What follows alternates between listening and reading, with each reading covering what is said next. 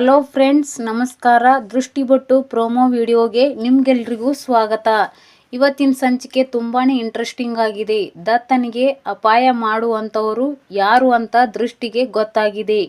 ಈ 3 ಅಕ್ಕ ತಂಗಿಯರಿಗೆ ಯಾರು ಲೆಟರ್ ಬರೆದಿದ್ದಾರೆ ಅಂತ ಹೇಳೋ ಕ್ಯೂರಿಯಾಸಿಟಿ ನಿನ್ನೆ ಬಂದಿತ್ತು.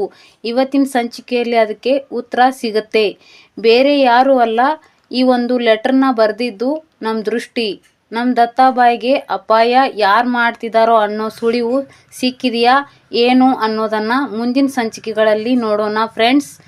ಈ ವಿಡಿಯೋ ಇಷ್ಟ ಆಗಿದ್ದಲ್ಲಿ ಲೈಕ್ ಮಾಡಿ, ಚಾನಲ್ನ ಸಬ್ಸ್ಕ್ರೈಬ್ ಆಗಿ.